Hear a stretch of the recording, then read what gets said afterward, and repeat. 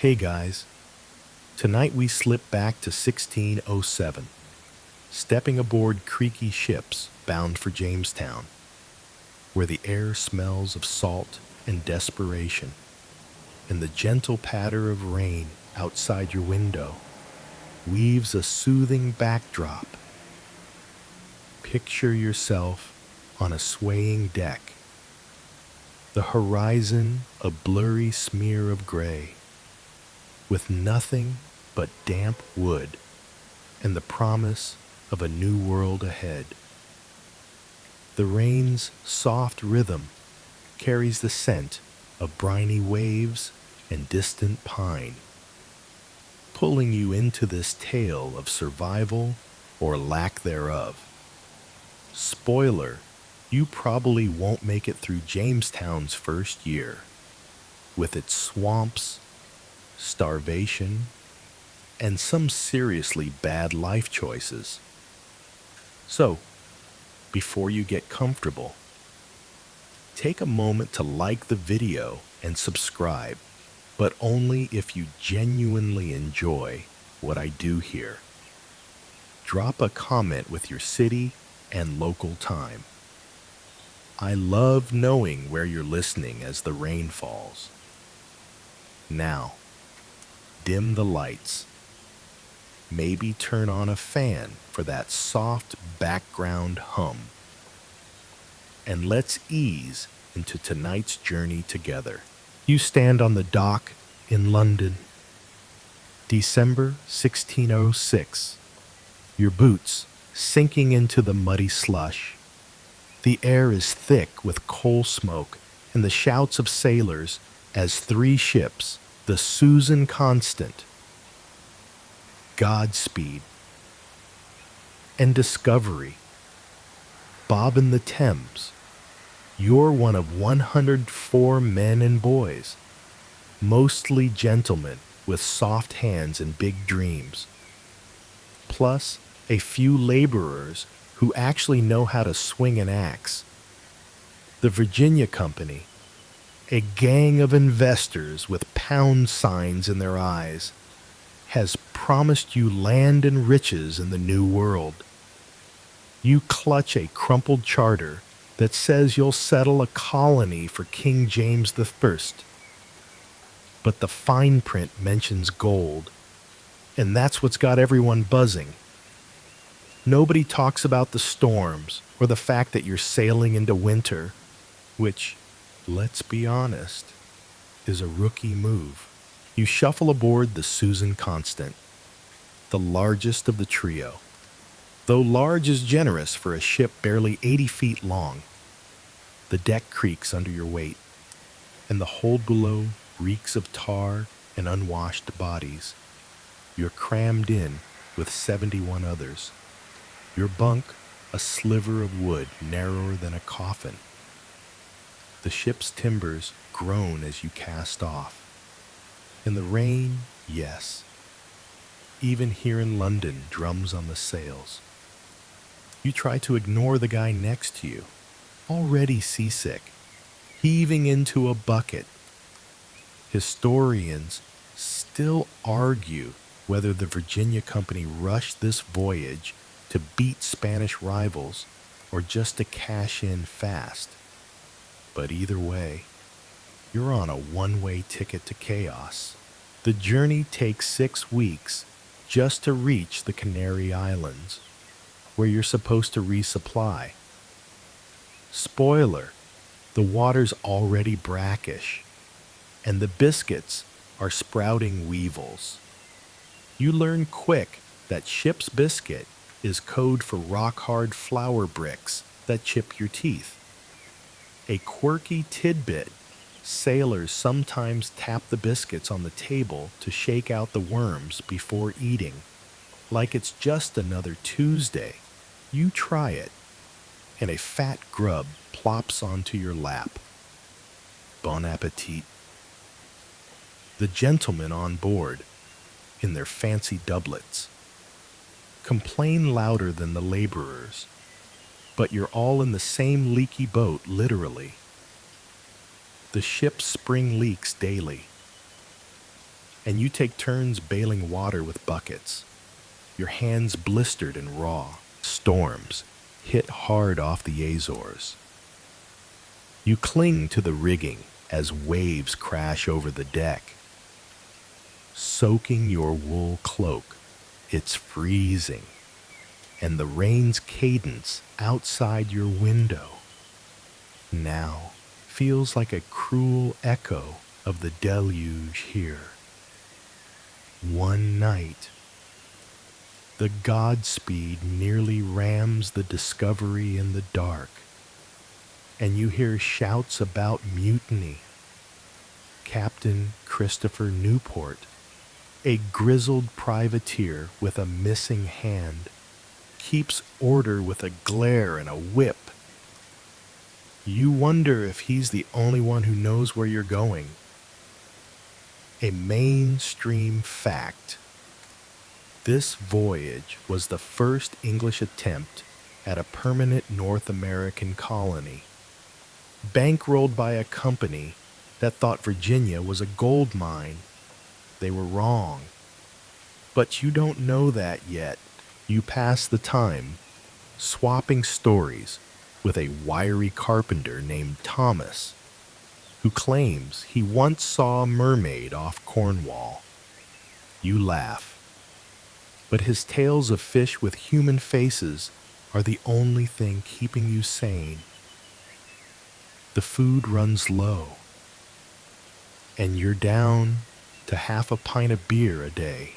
Beer, not water, because water kills you faster in 1607.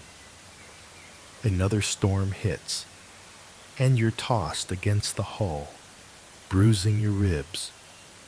You whisper a prayer, but the rain's soft patter outside reminds you no one's coming to save you. By the time you spot the Chesapeake Bay in April 1607, you're half starved, and the new world looks less like Eden and more like a soggy graveyard. You step off the Susan Constant onto the shores of the Chesapeake Bay, April 1607. Your legs wobbly from months at sea. The rain's gentle patter outside your window blends with the lap of waves against this new land. But here, the air hums with mosquitoes and the stink of marsh. You're in Virginia, named for the Virgin Queen. But there's nothing regal about this swampy spit of land you'll call Jamestown. You squint through the dusk, expecting golden hills, or at least a friendly welcome. Instead, you get mud that sucks at your boots and a chorus of frogs that sounds like they're laughing at you. This place is a fever trap, and you're about to learn why picking a swamp for a colony is a spectacularly bad idea. You and the other settlers, 104 of you left. After one guy died, en route stumble ashore, dragging crates of tools and dreams. The gentlemen, still in their salt-stained doublets, argue about who's in charge. The Virginia Company's sealed box, opened on the beach, names a council of 7, including Captain Newport and a cocky soldier named John Smith. You notice Smith's already sizing up the trees, like he's planning something. The council picks a spot on a low peninsula, thinking it's defensible and close to the James River for ships. A mainstream fact, Jamestown was England's first permanent settlement in North America, but its location was chosen for trade, not survival. Swampy, brackish water, and no farmland. Good luck. You slog through knee-deep muck to clear a campsite, your axe biting into pine and oak. The air's so humid your shirt clings like a second skin. and mosquitoes dive bomb your neck, you slap one, leaving a smear of blood yours, mostly. A quirky tidbit: settlers believed tobacco juice repelled bugs, so some rub it on their skin, smelling like a pipe shop and still getting bitten. You try it, and the sticky mess just attracts flies. The rain's soft rhythm outside your window feels mocking now, as this land seems to sweat more than you do. The natives, the Powhatan people, don't show themselves yet, but you feel watched. Their trails crisscross the marsh, and you find a fish hook carved from bone, dropped in the reeds. Historians still argue whether the Powhatan avoided you out of caution or were just biding their time. Either way, you're too busy to care, hauling logs for a rough camp. The gentlemen refuse to chop wood, calling it beneath them. You roll your eyes as one, Edward Wingfield, trips over a root and curses like he's never seen dirt before. You mutter, "Welcome to Virginia, your lordship," and the laborers nearby snicker. Food is already a problem. The ships brought barrels of salted pork and peas, but half the casks are moldy from leaks. You're rationed a handful of mealy oats a day, cooked into a gruel that tastes like despair. You try fishing, but the river's fish are bony and hard to catch. One guy, a tailor with no clue how to hold a net, falls in and loses his hat. You laugh, but your stomach's growling. The water's another nightmare brackish, tasting of salt and silt. You drink it anyway, and your guts cramp by nightfall. Disease is coming, though you don't know it yet. By May, you've got a rough triangle of tents and a fire pit, but the ground stays soggy, and your boots are rotting. Newport's men scout the river, talking about gold again, while you're stuck digging latrines. You overhear a sailor claim the Spanish found cities of gold in Mexico. So why not here? You want to believe it, but the swamp's telling a different story. At night, you lie on a bed of pine needles, listening to the buzz of insects and the creak of trees. The rain outside your window weaves a lullaby, but sleeps hard when you're hungry and wondering if you've sailed across the world just to die in a bog. You kneel in the Jamestown mud, May 1607, scraping at the earth with a chipped spade, searching for anything edible: roots, berries, maybe a stray clam. The rain's soft patter outside your window hums along, a calming counterpoint to the gnawing hunger in your gut. The swamp around you buzzes with flies, and the air's so thick you can taste the rot. Your rations are down to a palmful of moldy barley, and the gentlemen still won't lift a shovel, whining about their blistered hands. You're starting to think survival here means eating your pride, or worse, your boots. The James River glints nearby, but its fish are slippery, and your nets keep tearing. You're not a farmer, but you know this swamp's no place for crops. A mainstream fact: Jamestown's first summer saw the starving time begin as poor planning and a bad location left settlers reliant on dwindling supplies. The Virginia Company packed enough food for a few months, assuming you'd be trading for corn or finding gold by now. Nope. You remember those weevil-riddled biscuits from the ship?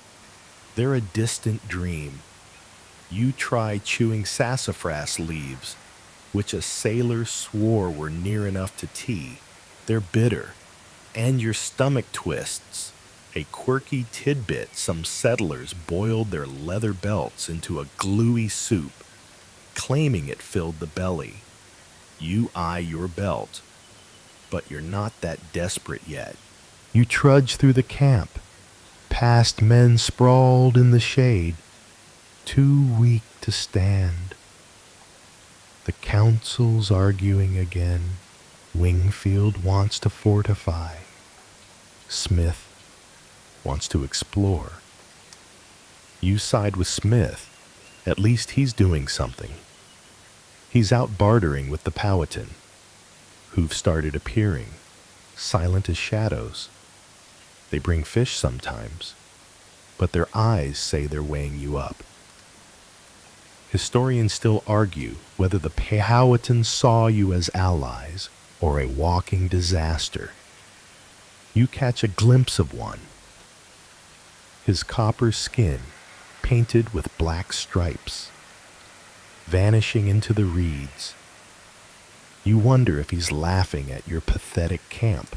The heat's brutal, pressing down like a wet blanket. You try planting maize.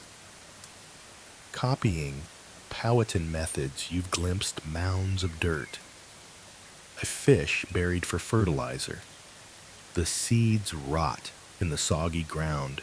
You curse, wiping sweat from your brow, and a mosquito lands on your knuckle. You slap it. Too late. Your neck's already a map of red welts. At night, you huddle under a scrap of canvas, the swamp's chorus of frogs and crickets drowning out your thoughts. The rain outside your window feels like a cruel joke here. Water's everywhere, but it's killing you. You joke with a laborer, Will, about starting a mosquito farm, since they're the only thing thriving. He laughs, then coughs, his face gray. Disease is creeping in. Though you don't know the name dysentery, maybe typhoid, the latrines overflow, and the rivers where you drink and dump. You try not to think about it. One gentleman, claiming he's a botanist, swears eating local mushrooms will cure hunger. You decline. Noticing his pupils are huge and he's talking to a tree. Survival's a gamble, and you're losing. By June, you're scavenging farther, stumbling over cypress roots. Your shoes long gone. You find wild grapes, tart but edible, and stuff your pockets. Back at camp, you share them, and for a moment, everyone's almost human. Then a fight breaks out over the last handful, and you step back, exhausted. The council's talking about sending Newport back to England for supplies, but that's months away. You lie awake. The rain's cadence outside lulling you, but hunger keeps your eyes open. You're not sure what's worse, the swamp, or the fact that you chose this. You crouch in the Jamestown underbrush. June 1607. Your heart thudding as you peer through the reeds. The rain's gentle patter outside your window weaves a soothing thread. But here, the air's thick with the scent of pine and danger. You're sure you saw movement, a flicker of shadow. Maybe a Powhatan warrior watching from the trees. You're not paranoid. You've heard whispers of their arrows, tipped with bone, silent until they hit. The swamp's alive with croaks and rustles, and every snap of a twig makes you flinch. You're supposed to be gathering firewood, but you're more focused on not becoming someone's target. The colony's a mess. Half the men are sick, the other half arguing, but out here, it's just you and the eyes you can't see. A mainstream fact. The Powhatan Confederacy, led by Chief Wahansenakaw, controlled Tidewater, Virginia, with 30 tribes and thousands of warriors. They've lived here for centuries, fishing, farming, and hunting, while you're barely surviving week to week. You've seen their canoes, sleek and carved from single trees, gliding down the James River. They're not impressed by your muddy camp or your rusty swords. You clutch your hatchet, wishing it felt more reassuring. A quirky tidbit. Powhatan hunters used deer calls made from conch shells, mimicking bucks so well you once mistook one for a real animal. You tried blowing into a shell yourself, sounded like a dying goose. No deer showed up. You creep back toward the camp, sticks bundled under your arm. The Powhatan haven't attacked yet, but their presence is a shadow over everything. John Smith's been meeting them, trading beads for corn. But you hear the deals are tense. Historians still argue whether the Powhatans saw you as potential partners or a threat to their land. You're leaning toward the latter, especially after one of their scouts stared you down yesterday, his face unreadable. You muttered something about peace. He vanished into the marsh.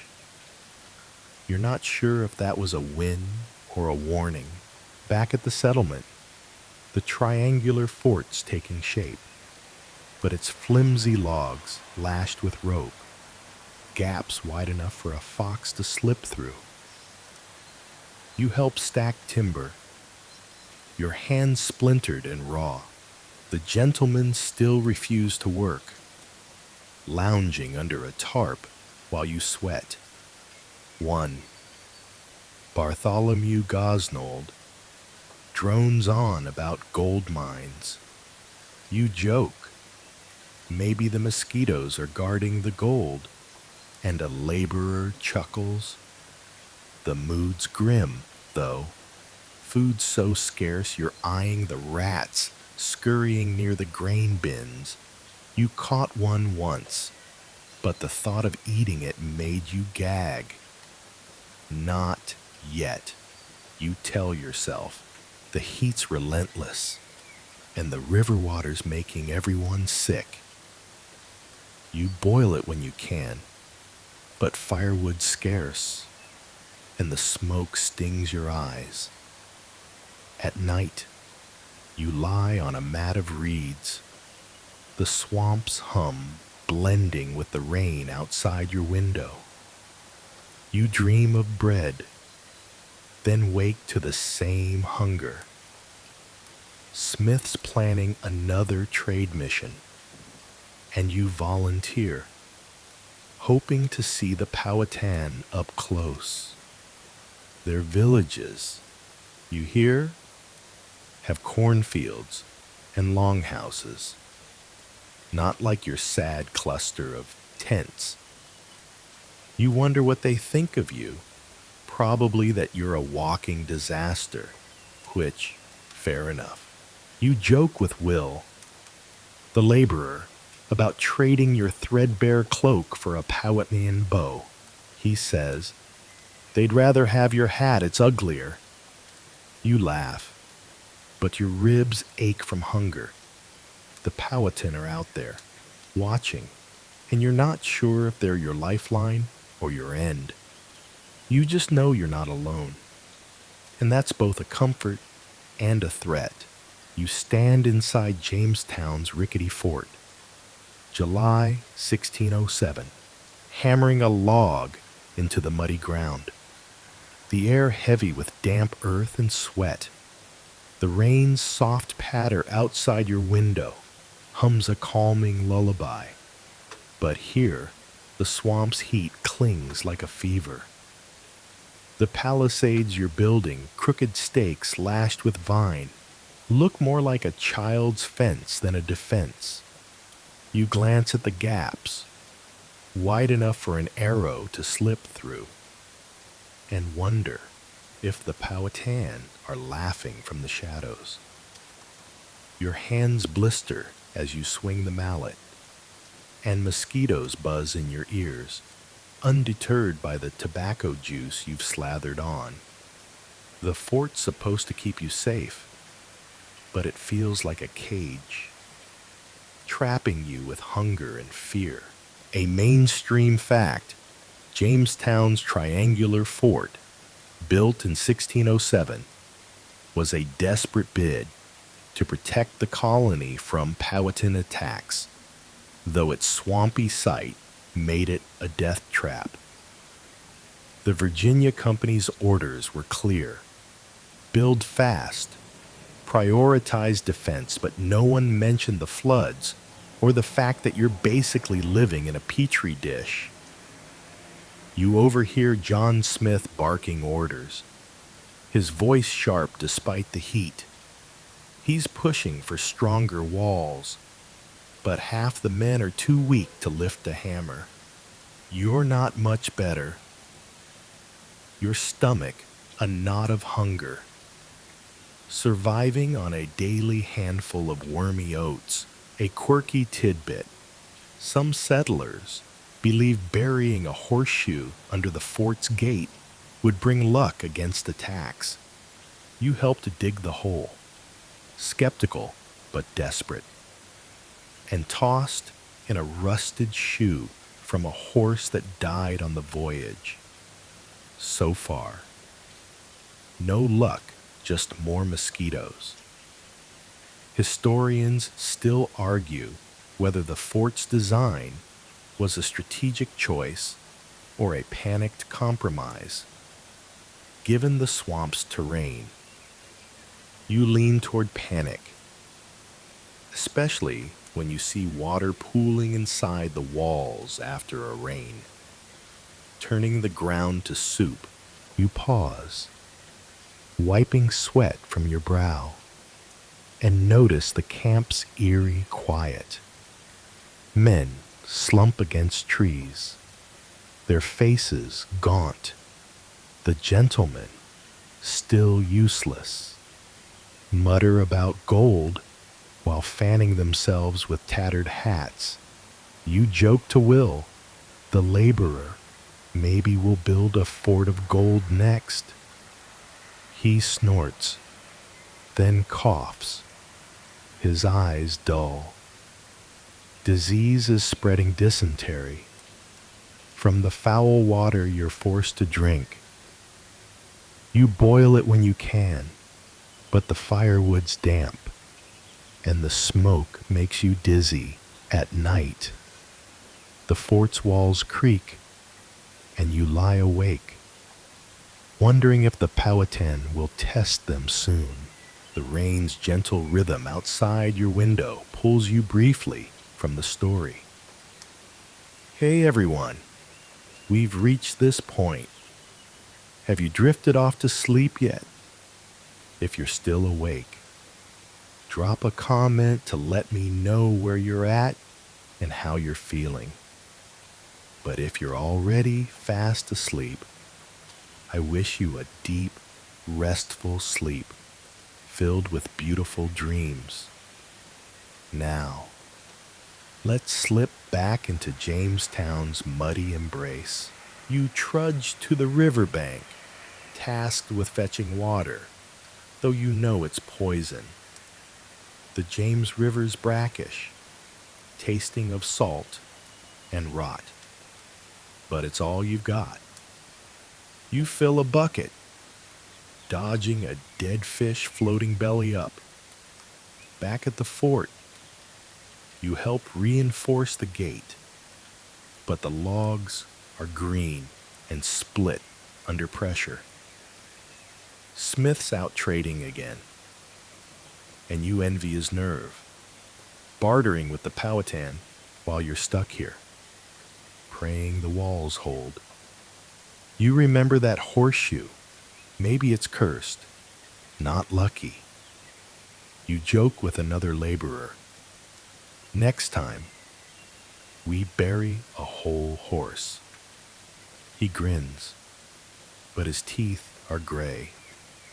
And you both know humor's all you've got left. The fort's done, barely, by late July. But it's a sad sight uneven, leaning like a drunk.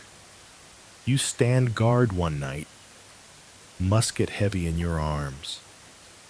The swamp's chorus blending with the rain outside.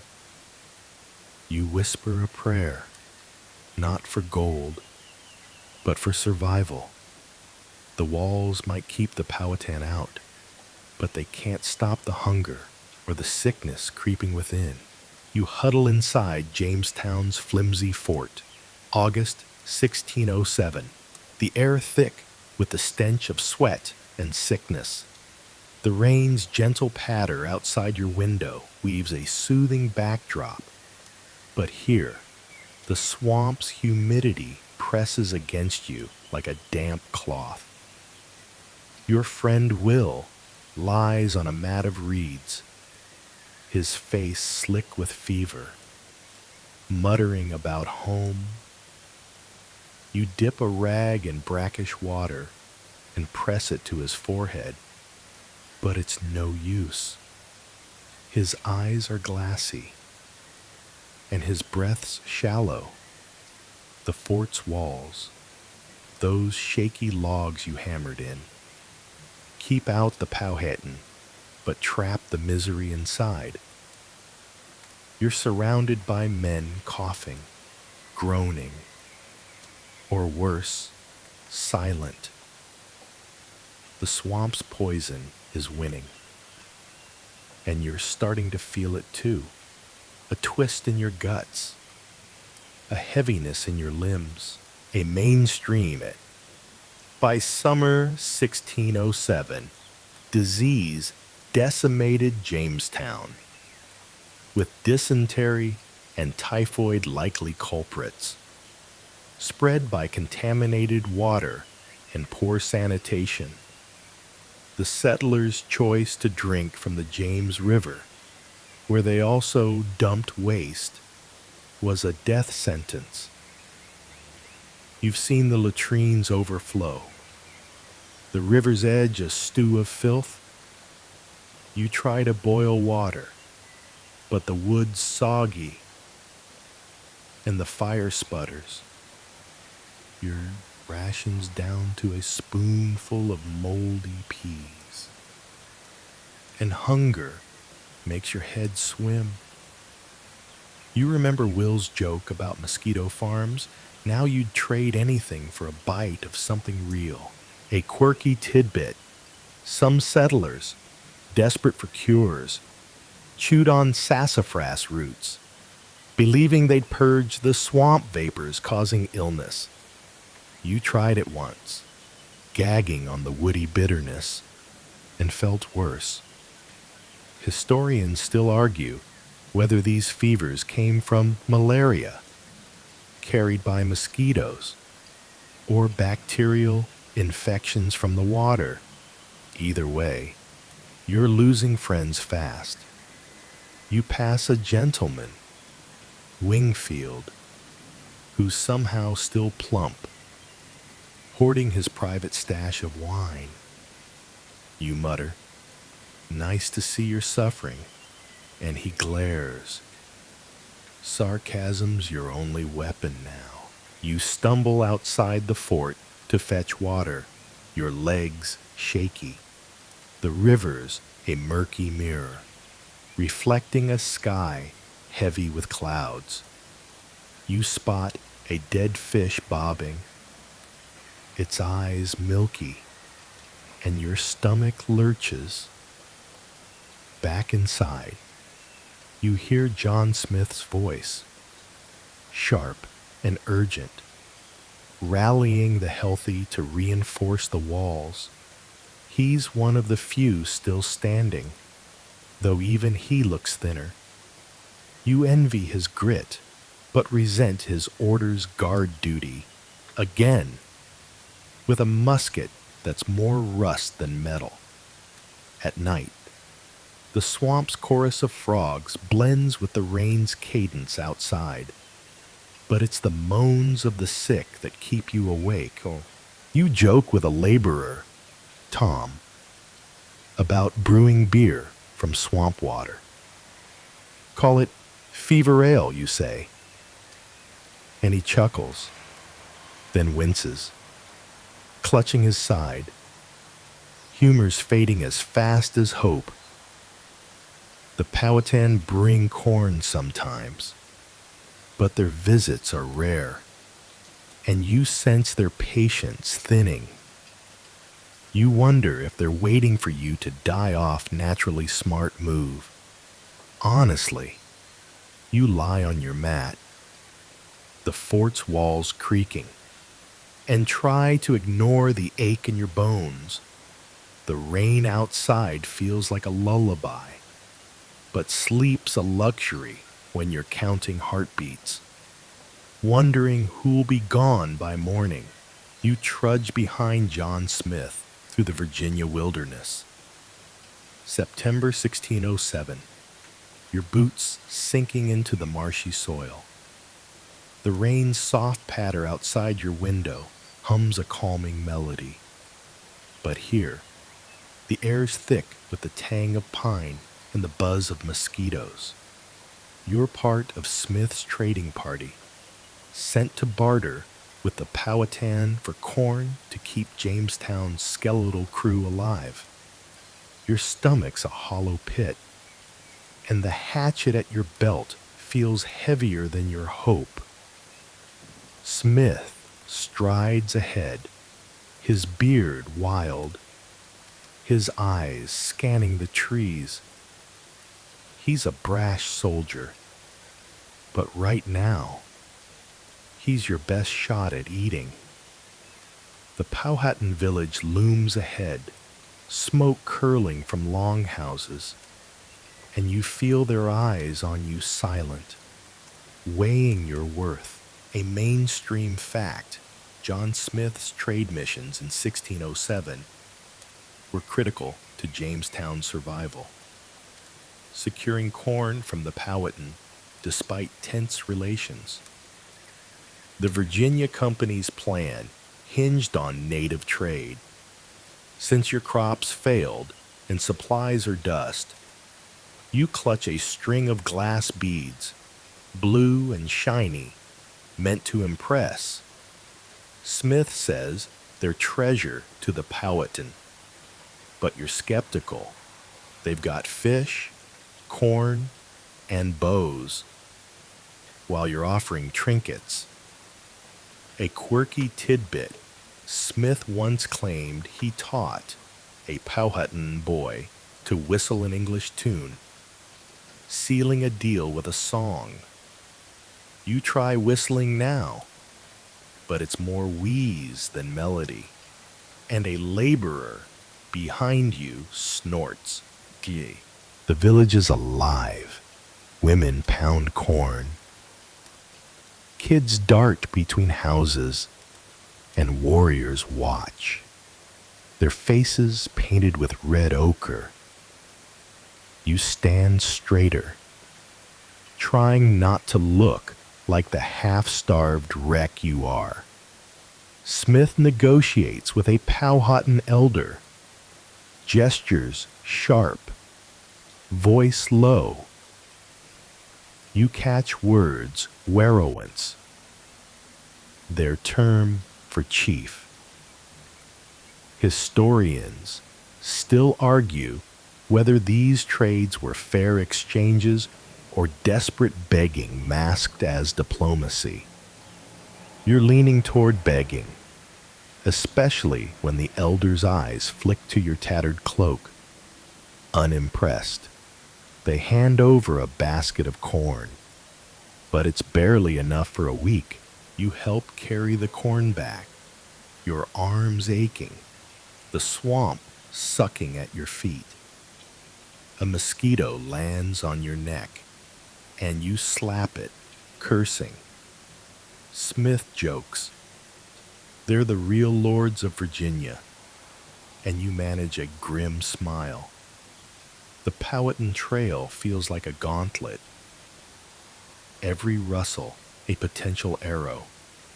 You remember the fort's shaky walls. Will this corn even make it there back at Jamestown? The men cheer weakly as you unload, but Wingfield, the council leader, demands a bigger share. You mutter, maybe trade your ego next time. And a laborer chuckles, then coughs. Night falls. You sit by a smoldering fire, the corn boiled into a thin gruel. It's bland, but fills the void. You overhear Smith planning another trip, and your heart sinks. You're not sure you can face those watchful eyes again. The swamp's hum blends with the rain outside, lulling you, but sleeps hard when you're wondering if the Powhatan will keep trading or decide you're not worth the trouble. You lie on your mat, the fort creaking, and whisper a thanks to Smith, even if he's a bit of a show-off. You shiver inside Jamestown's drafty fort. December 1607. Your breath fogging in the winter air. The rain's gentle patter outside your window weaves a soothing lullaby. But here, the cold bites through your threadbare cloak, and the swamp's damp seeps into your bones. The fort's walls, those splintered logs you helped raise, groan under frost, and the fire's too weak to warm your hands. You're down to chewing scraps of leather your belt, boiled until it's a gluey mess. The corn from Smith's trades is gone, and your stomach's a snarling beast. You huddle with the others, faces gaunt, eyes hollow, wondering how you'll survive this frozen hell. A mainstream fact: the winter of 1607-1608 was brutal for Jamestown, with starvation and cold killing many, as the colony's poor planning left it unprepared for Virginia's harsh seasons. The Virginia Company didn't pack enough food or warm clothes, assuming you'd be thriving by now. Instead, you're burning green wood that smokes more than it heats. You try to joke, telling a laborer, Tom, at least the mosquitoes froze. He grimaces, too weak to laugh. A quirky tidbit. Some settlers ate acorns, ground into a bitter mush, believing it was better than starvation. You tried it, tastes like dirt, and regret, but it's keeping you alive. Barely. You shuffle to the woodpile, your boots crunching on icy mud. The river's frozen at the edges, and fishing's a lost cause. You remember the Powhatan's corn, but their visits have stopped. Maybe they're holed up in their villages, or maybe they're done with you. Historians still argue whether the Powhatan withheld food to weaken the colony or simply had none to spare. You're not sure, but you feel their absence like a blade. John Smith's out exploring again, leaving you under Wingfield's useless command. The gentleman's hoarding what's left of the salt pork, and you mutter, hope he chokes on it. The fort's a tomb. Men curled in corners, wrapped in rags. You check on Will, your friend, but his mat's empty. He didn't make it through the night. You swallow hard, pretending it's just the cold stinging your eyes. Disease and hunger are twin reapers, and you're next if you don't eat soon. You try gnawing a strip of boot leather, softened in snow melt. It's like chewing a saddle, but you force it down. At night, the swamp's silence is eerie, broken only by the creak of ice and the rain's soft cadence outside. You dream of bread, then wake to the same gnawing void. You stand guard, musket useless in the cold, your fingers numb. A laborer jokes, maybe we'll eat the fort next. You snort, but the thought's not far off. Smith's return is your only hope, but the snow's deep, and the trails are treacherous. You lie on your mat, the fire's embers fading, and wonder if spring will come before you're gone. The rain outside lulls you, but survival's a flicker, and you're not sure it's enough. You kneel in the muddy fields outside Jamestown's fort. Spring 1608. Your hands raw from planting tobacco seeds in the swampy soil. The rain's gentle patter outside your window hums a calming tune. But here, the air's thick with the scent of earth and desperation. The winter's grip has eased, but hunger still claws at your ribs. And the fort's walls look more like a skeleton than a stronghold. John Smith, back from his latest trek, swears tobacco's your salvation cash crops for England, not food for you.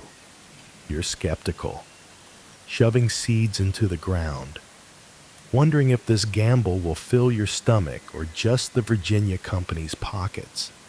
A mainstream fact: tobacco became Jamestown's economic lifeline by the 1610s. But in 1608, it was a risky experiment, driven by Smith and later John Rolfe, to replace failed dreams of gold. The Powhatan grew a native strain, harsh and bitter, but you're planting it anyway, hoping it trades better than beads. You wipe sweat from your brow, the sun hotter than it has any right to be. A quirky tidbit: some settlers chewed tobacco to curb hunger, spitting black juice like it was a meal.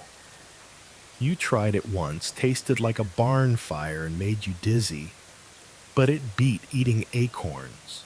You glance at the fort, where the remaining men, fewer than 40 now, argue over rations. Smith's in charge. Wingfield ousted for hoarding, and you're glad for the change. He's pushing everyone to work, even the gentlemen, who grumble but pick up shovels. You joke to Tom, the laborer, bet they'll plant gold next. He chuckles, his cough better, but his frame still skeletal. Historians still argue whether tobacco saved Jamestown or doomed it to a cycle of greed and exploitation. You're just hoping for a harvest that doesn't rot like the maize did. The Powhatan are back, watching from the tree line, their canoes gliding down the James River. You feel their eyes as you work, and it's unnerving.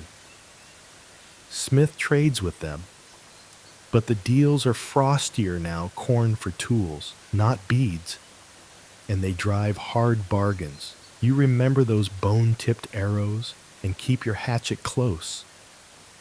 The fields are a slog, the soil sticky and full of roots. You find a turtle nest, eggs buried in the mud, and pocket them for later. Boiled, they're slimy but edible, a secret you don't share with the gentleman at night. You sit by a smoky fire, the swamp's hum blending with the rain outside. The tobacco's a long shot, months till harvest, and you're still eating roots and the occasional fish. You overhear a gentleman claim tobacco smoke wards off ghosts. You roll your eyes, muttering, "Ghosts aren't our problem. The real threats, the hunger, the Powhatan, and the chance this crop fails." You lie on your mat, the fort creaking, and dream of fields green with something you can actually eat. The rain's cadence lulls you, but survival's a gamble, and you're all in on tobacco now.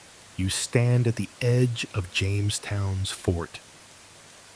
Summer 1608, clutching a chipped axe as you scan the tree line for Powhatanese warriors. The rain's soft patter outside your window weaves a calming lullaby. But here, the air crackles with tension, thick with the scent of damp wood and fear. The tobacco fields are growing, green shoots poking through the mud, but they won't feed you. And the Powhatan are growing bolder. You've heard whispers of skirmishes, arrows flying. A settler grazed last week. John Smith's trades are faltering, the Powhatan demanding more for less corn, their patience thinning like your rations. You're caught in a dance of distrust, and one wrong step could spark a war. A mainstream fact: by 1608, tensions between Jamestown and the Powhatan escalated as cultural misunderstandings and competition for resources strained early alliances. The Powhatan, led by Chief Wahun Seneca, saw your growing presence as a threat, while you see their corn as survival. You help Smith load a canoe with tools to trade. But the Powhatan's eyes are hard, their hands lingering on bows. A quirky tidbit: some settlers wore Powhatan-style deerskin cloaks to blend in during trades. Thinking it showed respect, you tried one itchy, smelled like smoke, and a warrior smirked at you like you were playing dress-up. You trudge back to the fort, the swamp sucking at your boots. Inside, men argue over who botched the last trade. Smith's pushing for discipline, but the gentlemen still act like they're at a London tavern. You joke to Tom, "Maybe we'll trade them to the Powhatan." He laughs, but his eyes dart to the walls. Historians still argue whether these early clashes were avoidable or inevitable. Given your desperation and the Powhatan's territorial rights, you're just trying to avoid an arrow while fetching water from the river. Its brackish taste a grim reminder of why you're all sick. The fort's a pressure cooker. Disease and hunger still carving through the men. You check the tobacco fields daily, praying they'll buy you time. At night, you stand guard, musket heavy. The swamps hum, blending with the rain outside. You hear a twig snap and freeze, but it's just a deer. Still, your heart's pounding. The Powhatan aren't ghosts, they're real, and they're close. You wonder if Smith's bravado will save you or doom you all. Hey everyone, we've reached this point. Have you drifted off to sleep yet? If you're still awake, drop a comment to let me know where you're at and how you're feeling. But if you're already fast asleep, I wish you a deep, restful sleep filled with beautiful dreams. Now, let's slip back into Jamestown's tense shadows. You lie on your mat, the fort creaking, and think of the Powhatan village. You glimpsed cornfields, longhouses, kids laughing. It's a world apart from this muddy death trap. Smith's planning another trade, and you're roped in, despite the risk. You remember that deerskin cloak and cringe, maybe stick to beads next time. The rain's cadence outside lulls you, but sleep's a gamble when every rustle could be a warrior. You whisper a prayer for peace, knowing it's as fragile as the fort's walls. You slump against the fort's splintered wall. Autumn 1608. Your hands raw from chopping firewood in the cooling Virginia air. The rain's soft patter outside your window hums a gentle lullaby. But here, the swamp's damp clings to your bones, and despair hangs heavier than the fog. Jamestown's a ghost town, fewer than 30 men left. The rest claimed by fever, hunger, or just giving up. You hear whispers of desertion, men plotting to steal a canoe and flee down the James River. You're tempted, but where would you go? The Powhatan's lands stretch forever, and England's a dream across an ocean. The tobacco's growing, but it's months from harvest, and your stomach's screaming for something now. A mainstream fact. By late 1608, Jamestown faced near collapse, with high mortality and low morale threatening the colony's survival. The Virginia Company's promises of wealth feel like a cruel joke, and John Smith's iron grip is all that's holding the fort together. You see him pacing, barking orders to repair the walls, but even he looks gaunt. A quirky tidbit. Some settlers carved their initials into trees, hoping to leave a mark before they vanished. You tried it, scratching your name into an oak, but the sap bled over it, like the swamps erasing you. Historians still argue whether desertion was a real threat or just desperate talk born of starvation. You trudge to the river for water, musket slung over your shoulder, eyes darting for Powhatan shadows. The trades have dried up, and you're back to scavenging roots, berries, the occasional turtle egg. You find a patch of wild leeks, pungent but edible, and stuff your pockets. Back at the fort, you share them with Tom, who's still coughing but clinging to life. You joke, gourmet swamp cuisine. He grins, but his teeth are loose, and you both know time's running out.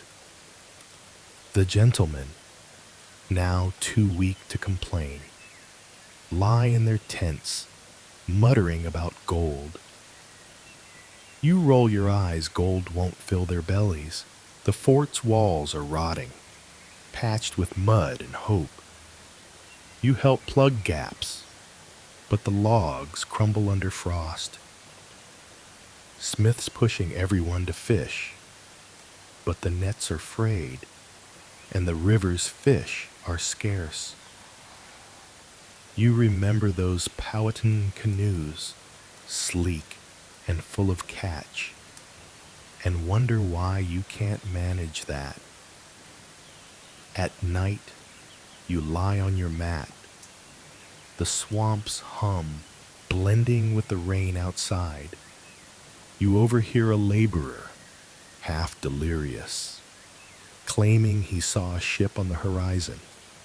You want to believe it, but you've heard that lie before.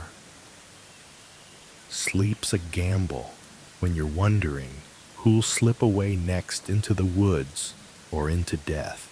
You stand guard. The muskets wait, a reminder of your fragility. A noise, maybe a fox, maybe a deserter, makes you grip it tighter.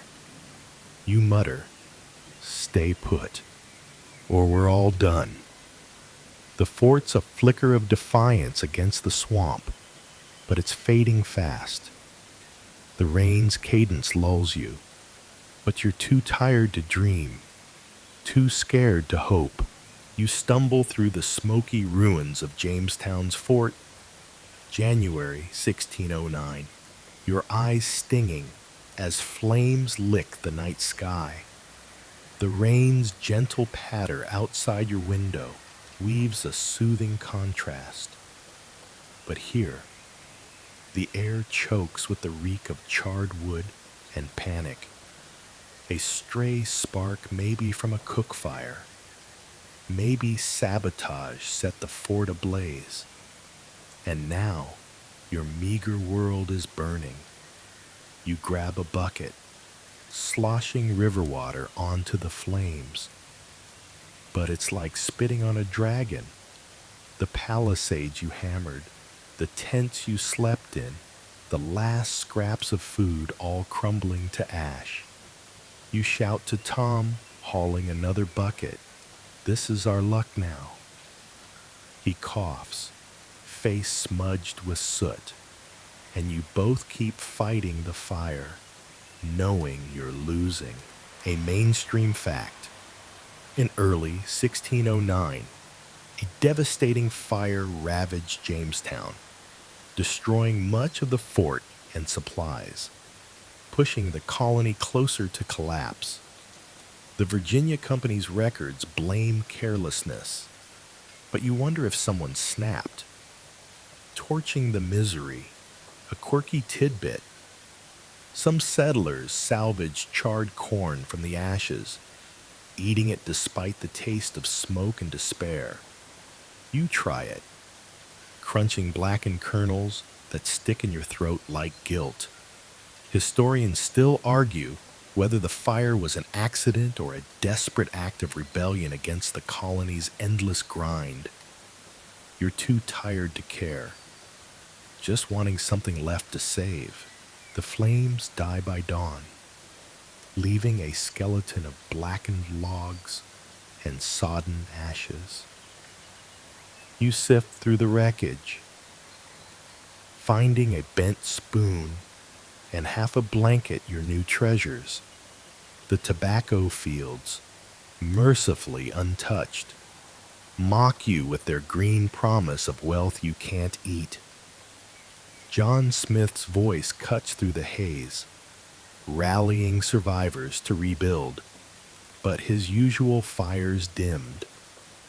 You notice his hands shake as he points to the river, ordering water for the wounded.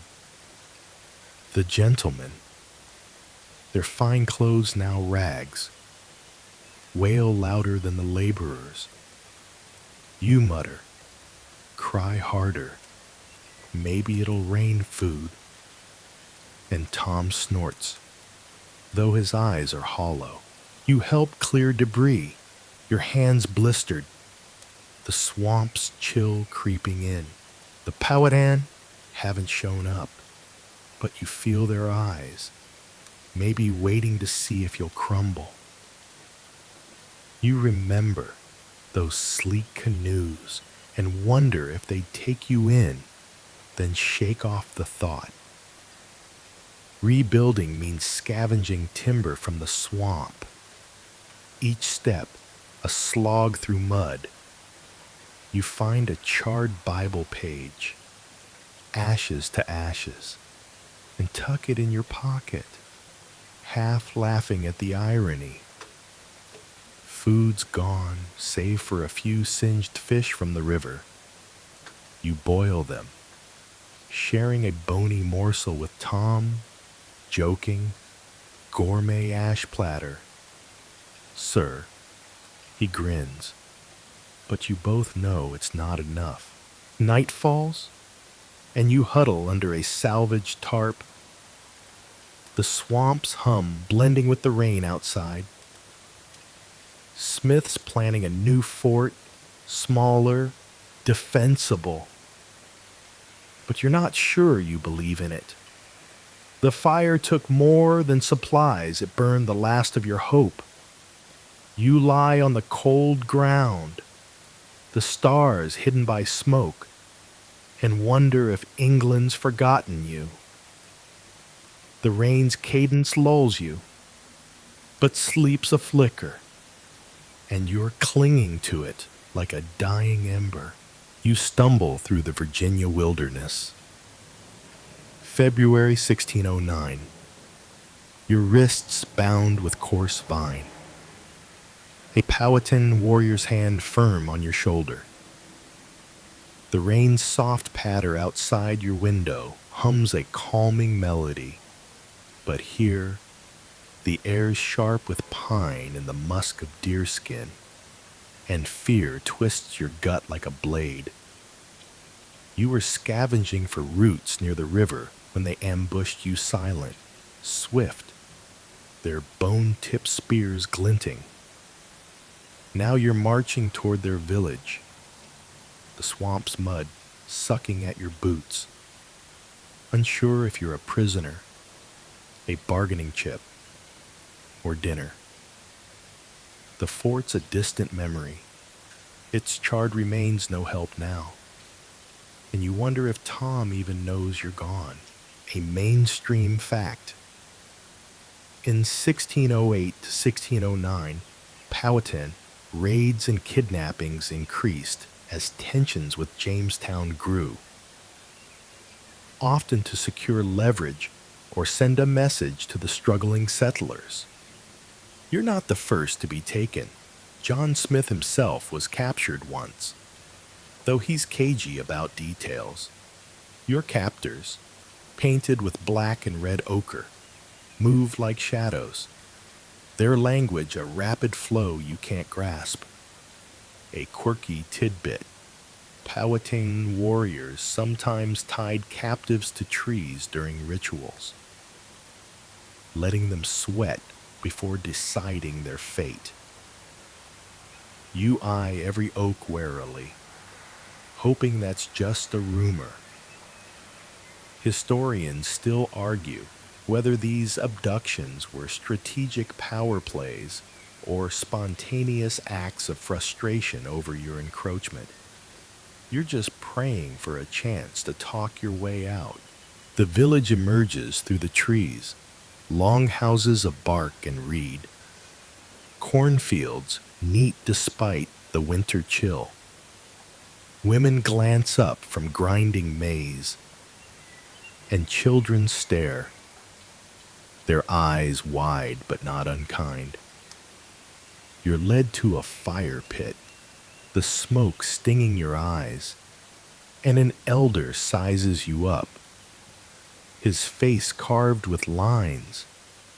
You try a shaky smile, muttering, "I come in peace." But he doesn't blink. They untie you, gesturing to sit, and hand you a bowl of corn mush. It's warm, better than anything in Jamestown, and you eat slowly, half expecting a catch. You joke to yourself, maybe I'll defect for the food, but the thought's fleeting. You're still a stranger here. You notice their bows, lean and deadly, stacked nearby.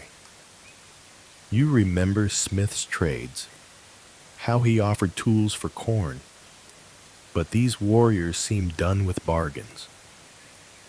They talk among themselves, voices low, and you catch the word Englishman, spat like a curse. You try to look harmless, which isn't hard, given your ragged cloak and hollow cheeks. At night, you're given a mat in a longhouse. The fire's glow dancing on the walls. The swamp's hum blends with the rain outside, but sleep's impossible with a guard watching you. You wonder if they'll trade you back to Smith or keep you as a warning. By morning, they're moving you again, back toward the river. You're not sure if it's mercy or a trap, but you keep pace, your legs shaky. You spot a turtle in the mud and think of those eggs you scavenged seems like a lifetime ago. You mutter, survive this, and I'm eating a whole turtle. The warrior behind you grunts, maybe amused, maybe annoyed. The fort's smoky outline appears through the trees, and you're shoved forward, free but shaken. You stumble inside, Tom's face lighting up, and you realize you're still alive for now. You sit by a smoldering fire in Jamestown's rebuilt fort. Spring 1609.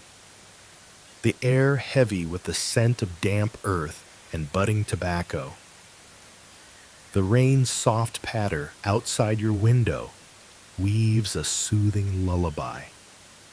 But here, the swamp's hum carries whispers of a name, Pocahontas.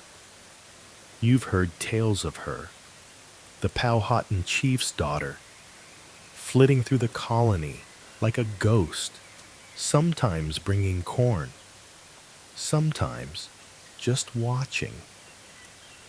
She's young, maybe 12, with a laugh that cuts through the fort's gloom.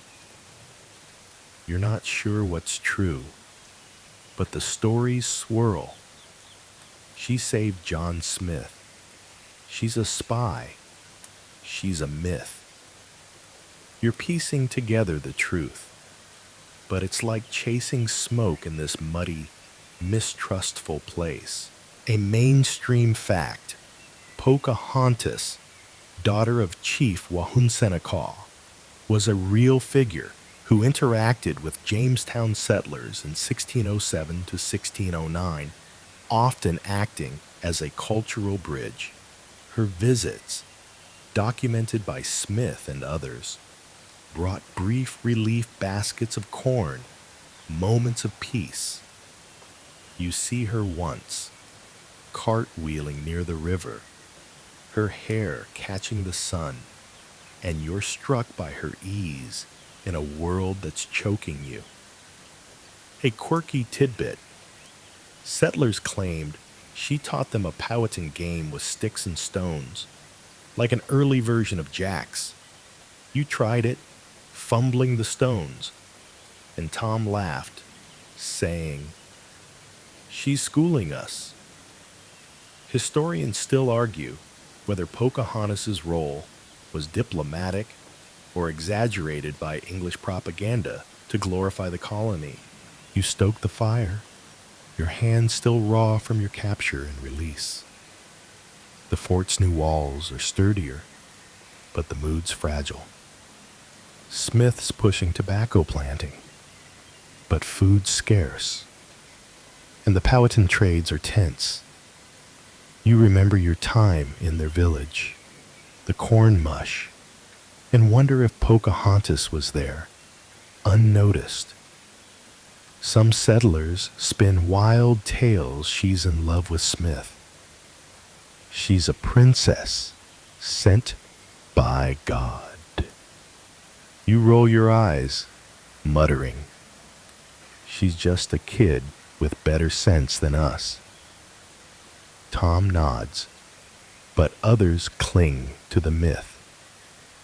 Desperate for hope, you trudge to the fields, checking tobacco shoots, their green a faint promise.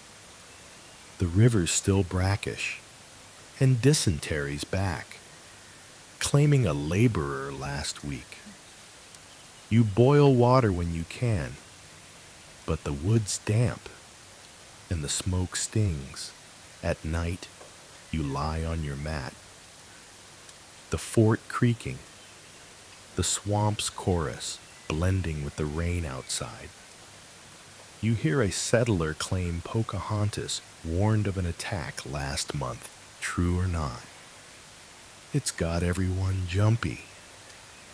You joke. Maybe she'll bring us a map to gold next. Tom snorts, but his cough's worse. And you're both too tired for humor. You stand guard, musket heavy, scanning for Powhatan shadows. The stories of Pocahontas linger, a flicker of connection in this brutal land. You wonder what she sees in you, a ragged invader or a puzzle to solve. The rain's cadence lulls you, but sleep's a gamble when trust is as scarce as food. And you're not sure if Pocahontas is your savior or just another story you won't survive. You stand at the riverbank outside Jamestown's fort. Summer 1609. Watching new ships bob in the James River. Their sails tattered from a brutal Atlantic crossing. The rain's soft patter outside your window hums a calming lullaby. But here, the air's thick with the stench of brackish water and the buzz of fresh tension.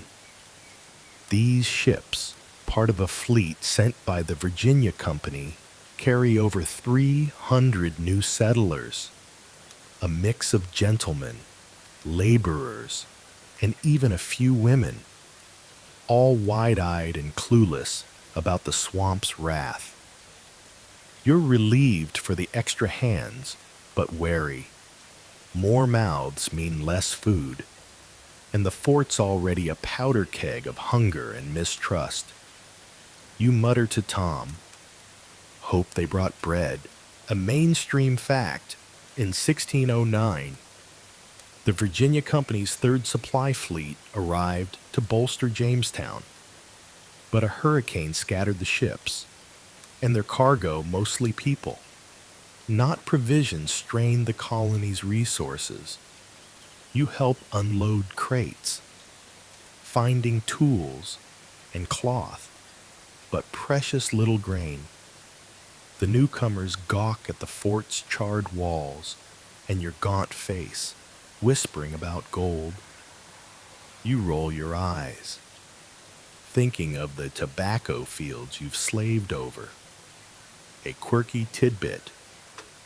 One settler brought a pet parrot, claiming it could curse in Latin. It squawks now, startling a gentleman who trips into the mud.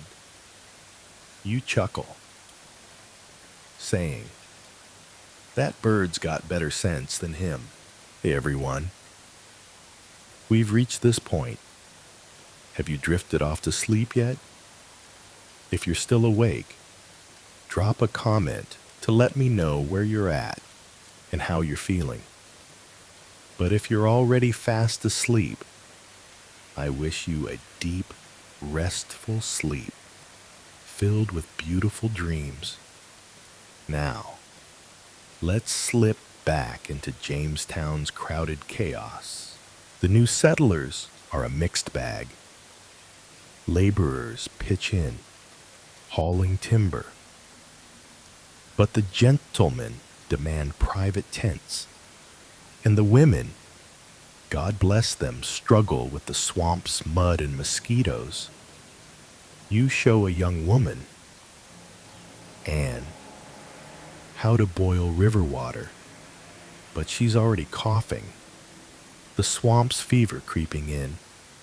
John Smith's trying to keep order, but the fleet's leaders, arrogant types like Ratcliffe, challenge his authority. You overhear them arguing, voices sharp, and sense trouble brewing. Historians still argue whether this influx saved Jamestown or pushed it closer to ruin. Given the food shortage, you're betting on ruin, watching newcomers fight over a handful of moldy peas. You trudge to the tobacco fields, now lush but still useless for hunger. The Powhatan have pulled back, their corn trade stopped, and you feel their eyes from the tree line. You remember Pocahontas's visits, wondering if she'd bridge this gap, but she's scarce now. At night, you lie on your mat, the fort creaking under the weight of new voices' complaints, prayers, a baby's cry. The swamp's hum blends with the rain outside, but sleep's tough when you're rationing fish bones. You joke to Tom, maybe the parrot's edible. He grins, but his cough's deeper, and you're both clinging to a fraying thread. You stand high guard, musket heavy, the river reflecting torchlight. The newcomers brought hope, but it's souring fast, like the water you're forced to drink. You whisper a prayer for strength, knowing the fort's walls can't hold back the chaos within. The rain's cadence lulls you, but survival's a flicker, and you're not sure it's enough. You march in step with other settlers inside Jamestown's cramped fort. Autumn, 1609. Your musket slung across your back as John Smith's voice barks orders.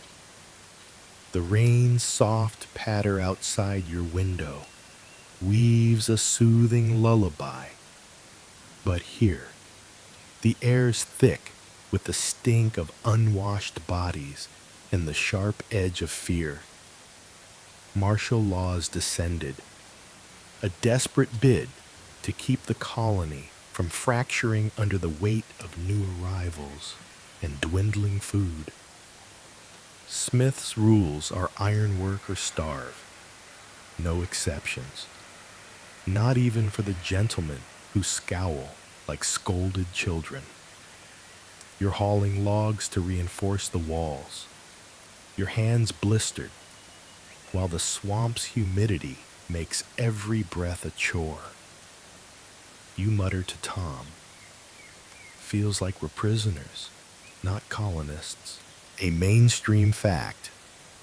In late 1609, John Smith imposed strict discipline on Jamestown, using martial law to enforce labor and rationing as starvation loomed and Powhatan relations soured. The Virginia Company's new settlers, over 300 mouths, have stretched the fort's resources to breaking, and Smith's not taking chances. You see him everywhere, checking rations, drilling men, his beard wilder than ever. A quirky tidbit Smith made slackers wear a wooden sign labeling them idle, like a scarlet letter for laziness. You saw a gentleman, Ratcliffe, sporting one, his face redder than the paint on a Powhatan warrior. You joke, bet he'd rather face arrows than that sign. And Tom snickers. Though his cough's worse, You trudge to the river for water, now under guard to stop pilfering.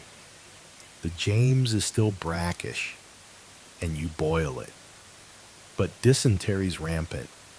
You pass a woman, Anne, her face gaunt as she stirs a pot of fishbone broth. The newcomers are struggling some work. Others complain, and the fort's a tinderbox of grudges. Historians still argue whether Smith's harsh rule saved Jamestown or alienated the settlers, sowing seeds of rebellion. You're grateful for order, but chafe at the constant watch, feeling like a cog in a machine that's grinding you down. The tobacco fields are thriving. Their green leaves, a cruel tease when you're eating roots and the occasional turtle egg.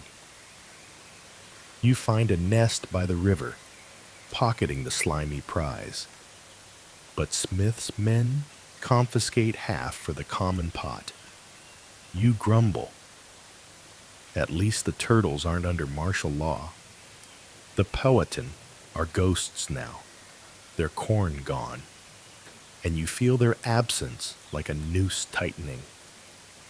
At night, you lie on your mat, the fort creaking with the weight of too many bodies. The swamp's hum blends with the rain outside, but sleep's a gamble when you're hungry, and Smith's patrols wake you for dawn drills. You stand guard, musket heavy, the swamp silent save for a distant owl. You remember Pocahontas's laugh, wondering if she'd make sense of this mess. Smith's pushing for one last trade, but you doubt it'll work. You whisper a prayer for food, for peace, for anything to break this grind. The rain's cadence lulls you, but survival's a spark, and you're not sure it'll catch. You crouch in the shadows of Jamestown's fort. Winter 1609. Your breath fogging in the icy air as you overhear a whispered rumor that makes your blood run colder than the frost. The rain's soft patter outside your window hums a gentle lullaby. But here, the swamp's chill seeps through the fort's walls, and the words you've caught cannibalism hang like a curse. You're starving, down to scraping mold from barrel bottoms, and the fort's a graveyard of gaunt faces and desperate eyes. Someone claims a settler ate a body, a dead laborer buried in the snow. And though you want to dismiss it as madness, the hunger in your gut makes you wonder. You mutter to Tom, "We're not that far gone." Right. His silence is answer enough, a mainstream fact. The winter of 1609 to 1610, later called the Starving Time, pushed Jamestown to horrific extremes, with archaeological evidence confirming some settlers resorted to cannibalism to survive. The Virginia Company's supplies never arrived, and John Smith's injured, shipped back to England after a gunpowder accident, leaving the fort leaderless. You feel his absence like a missing limb. Martial laws crumbled, and the new leaders, like Ratcliffe, are useless, a quirky tidbit. Settlers boiled shoe leather into a jelly-like broth, calling it starvation stew. You've tried it, gagging on the rubbery sludge. But it's better than the alternative you're hearing about. You trudge through the fort, avoiding the eyes of men who look too hungry, too wild.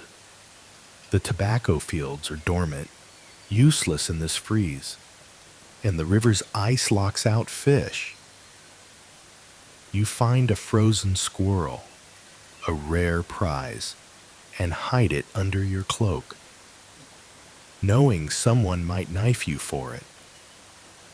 Historians still argue whether the cannibalism was widespread or isolated, an act of survival or descent into chaos. You're praying it's a lie, but you saw a fresh grave disturbed, and the thought makes you retch. The Powhatan are silent, their villages hidden, and you envy their cornfields, even if they're bare now. You remember Pocahontas's visits, wishing she'd appear with a basket, but she's a ghost. You joke to Tom, maybe we'll eat the fort's walls next. He doesn't laugh. His cough a rattle. You both know humor's dead. At night, you lie on your mat, the fort creaking under snow, the swamp's silence blending with the rain outside. You clutch your musket, not for Powhatan, but for the men inside. Their whispers louder than the wind. You dream of bread, then wake to the same gnawing void, wondering who's watching you too closely. You stand guard, the cold numbing your fingers, the stars sharp above. You whisper a prayer, not for food, but for sanity, for a line you won't cross. The rain's cadence lulls you, but survival's a flicker, and you're terrified it's burning out. You toil in the tobacco fields outside Jamestown's fort. Spring 1610. Your hands stained green from tending the leafy plants that now define the colony's future. The rain's soft patter outside your window weaves a calming lullaby. But here, the swamp's heat is back, and the air hums with mosquitoes and the bitter scent of tobacco sap. The starving time's shadow lingers, your ribs still show, and Tom's cough hasn't faded, but new leadership under Thomas Gates, fresh from England, has brought a flicker of order. The fields are your lifeline, not for food, but for trade. A bet that these plants will buy Jamestown's survival. You mutter to Tom, we're farmers now, not gold hunters. And he nods, too tired to argue. A mainstream fact. By 1610, tobacco emerged as Jamestown's economic backbone, with John Rolfe refining cultivation techniques that turned the bitter native strain into a marketable crop for England. The Virginia company's banking on it, and you're planting rows under Gates's strict quotas, dreaming of the ships it'll bring with grain and tools. A quirky tidbit, settlers used tobacco leaves as makeshift bandages, believing the sap healed cuts. You tried it on a gash sticky, stung like hell, and the wound still festered. Historians still argue whether tobacco's rise saved Jamestown or cursed it, chaining the colony to a crop that demanded land and labor at a brutal cost. You're just hoping it buys you a meal. You trudge through the fields, checking for pests, the swamp's mud caking your boots. The fort's rebuilt, stronger now, but the new settlers, survivors of the third supply, are as hungry as you, and the gentlemen still dodge work. You spot one, lounging under a tree, and joke, plant a coin. Maybe gold'll grow. Tom snickers, but his eyes are dull. And you worry he won't see harvest. The Powhatan are distant.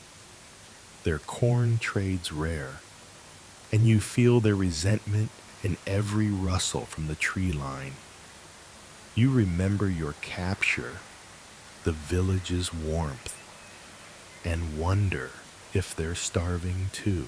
At night, you sit by a fire, the fort buzzing with talk of London markets craving tobacco.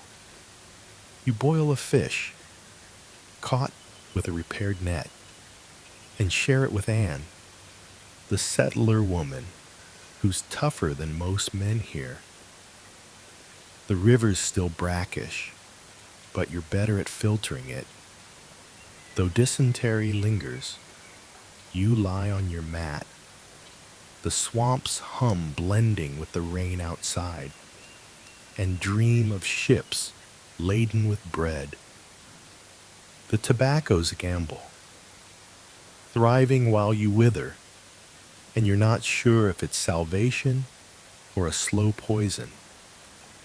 You whisper a prayer for strength, for Tom, for a future beyond this swamp.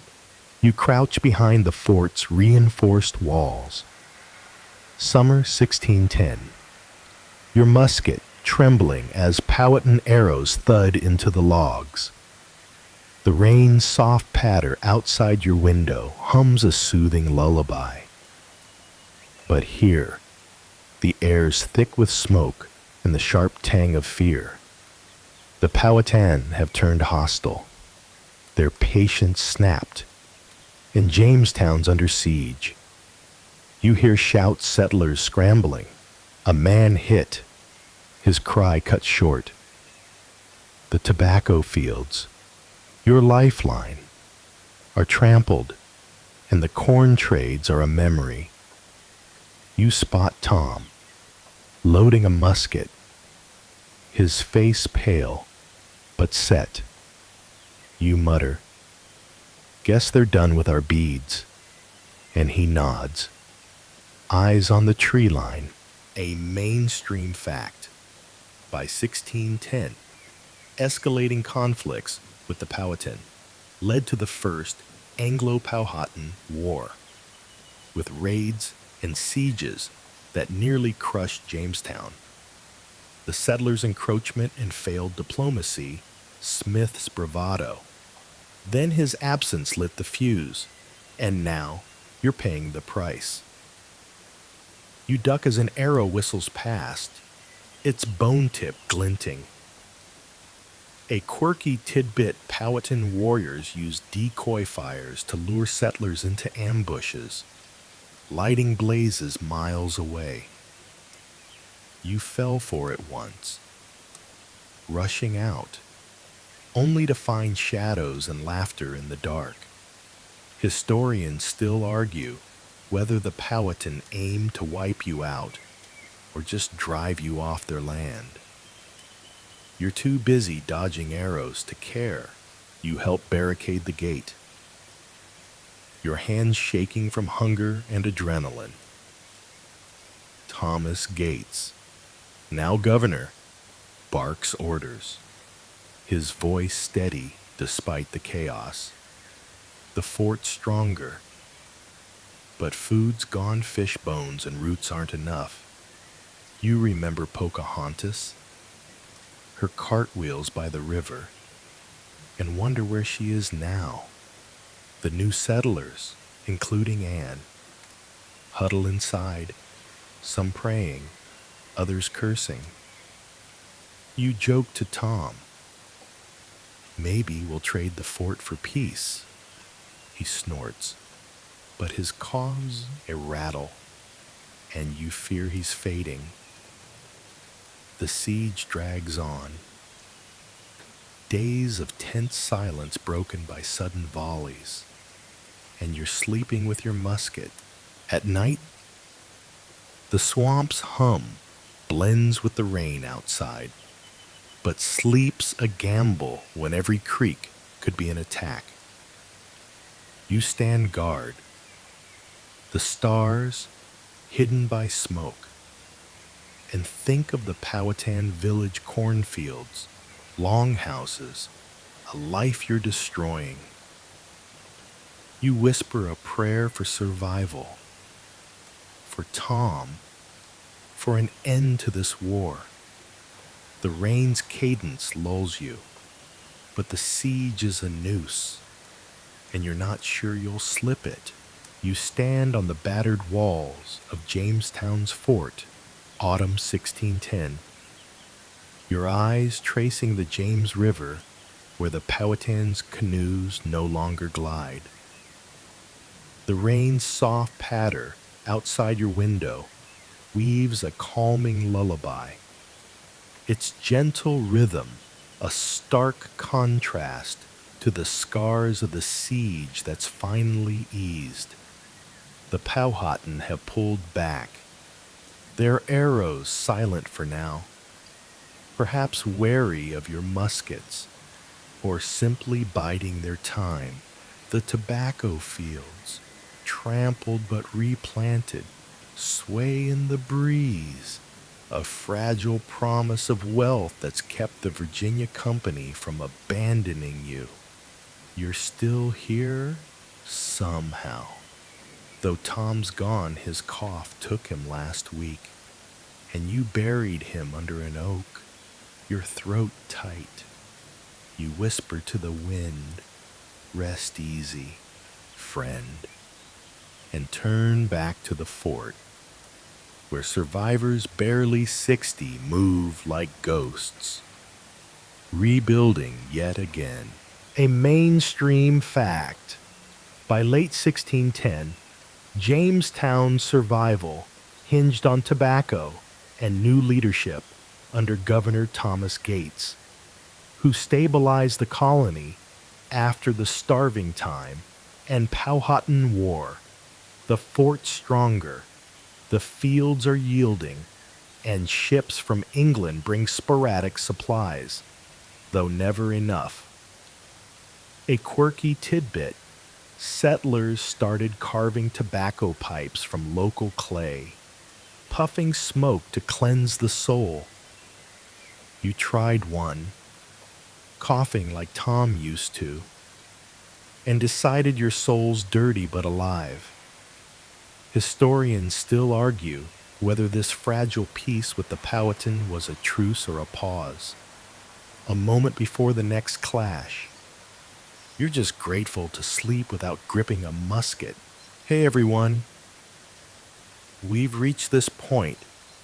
Have you drifted off to sleep yet?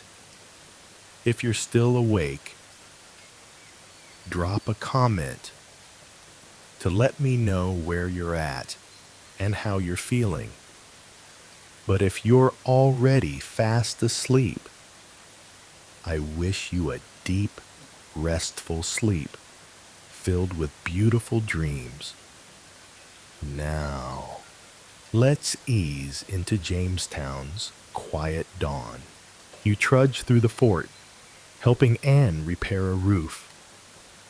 Her hand steadier than yours.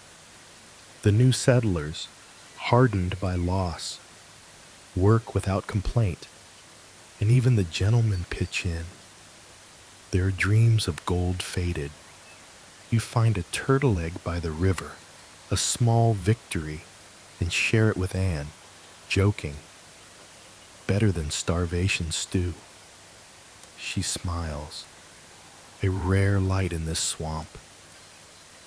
The river's still brackish, but you've learned to filter it better, and dysentery's grip is loosening. You think of Pocahontas, rumored to visit again, and hope she brings corn, not just stories. The tobacco's your future, but it's a harsh master, demanding land you can't spare and peace you can't guarantee. At night, you lie on your mat. The fort's creak softer now, the swamp's hum blending with the rain outside. You see Tom's face in your dreams, hear his laugh, and wake with a pang. Jamestown's a flicker of defiance, a colony that shouldn't exist, but does. Scarred and stubborn, you whisper a prayer for endurance, for Anne, for a life beyond this swamp. The rain's cadence lulls you, and you feel survival's faint pulse, stronger than before. As the rain falls outside, its gentle rhythm wraps you in a cocoon of calm. Each drop a whisper that the worst may be past. You're tucked in your cozy corner, the world softening around you, the scent of damp earth and pine fading into a dream. The fort, the swamp, the endless struggle, they drift away. Carried on the rain's lullaby, your breath slows, your eyelids grow heavy, and the story of Jamestown settles into a quiet glow. Like embers in a dying fire, let the rain carry you now into a deep, restful sleep where the weight of survival lifts and all that remains is peace. Good night, sweet dreamer. May your rest be as gentle as this moment.